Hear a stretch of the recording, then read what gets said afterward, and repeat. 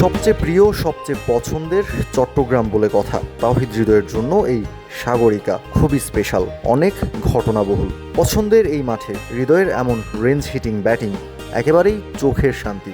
ঘড়িতে তখনও বেলা 12টাও বাজেনি। নিউজিল্যান্ডের বিপক্ষে টি-20 সিরিজ খেলতে নামার আগে শনিবার বাংলাদেশ অনুশীলন শুরু করবে দুপুর 2টায়, কিন্তু সতীর্থদের 2 ঘন্টা আগেই সাগরিকায় এসে উপস্থিত হয়েছেন টাইগারদের middle order batter Towhid Hridoy.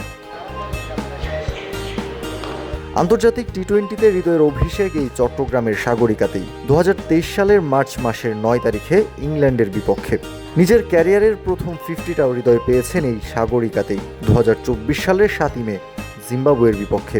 শুধুই কি তাই, নিজের ক্যারিয়ার বেস্ট ইনিংসটাও এসেছে এই সাগরিকাতেই। গত বছর নভেম্বরের 27 তারিখ আয়ারল্যান্ডের বিপক্ষে মাত্র 50 বলে 83 রানের একটা অনবদ্য ইনিংস খেলেছিলেন এই ব্যাটার।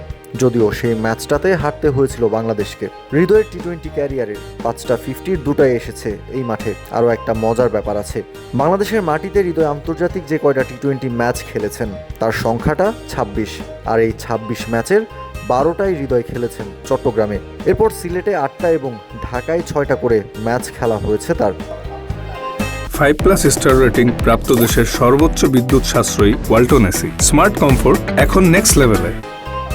টি-20 ক্যারিয়ারে হৃদয়ের স্ট্রাইক রেট 123-এর উপর, এভারেজ 27.37। চট্টগ্রামে খেলা নিজের শেষ টি-20 সিরিজটাতেও হৃদয় পেয়েছেন একটা 50-র দেখা, খেলেছেন ক্যারিয়ার বেস্ট ইনিংসটা। তাই তো নিউজিল্যান্ডের বিপক্ষে টি-20 সিরিজ শুরু হওয়ার আগে এক্সট্রা মোটিভেটেড এই মিডল অর্ডার ব্যাটার।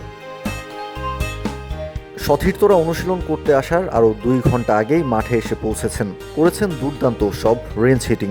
কারণ একটাই, যাতে মাসেল মেমোরিটা বিল্ড হয়, আর ম্যাচের সময় এমন বল পেলে যাতে মাইন্ড এবং বডি একই সাথে কাজ করে। হৃদয়ের এই বাড়তি নিবেদন কতটা কাজে দেবে সেটা দেখার জন্য অপেক্ষা করতে হবে 27 তারিখ পর্যন্ত। কেননা 27 তারিখ নিউজিল্যান্ডের বিপক্ষে 3 ম্যাচ টি-20 সিরিজের প্রথম ম্যাচ খেলতে নামবে বাংলাদেশ, সেটাও এই সাগরিকাতেই।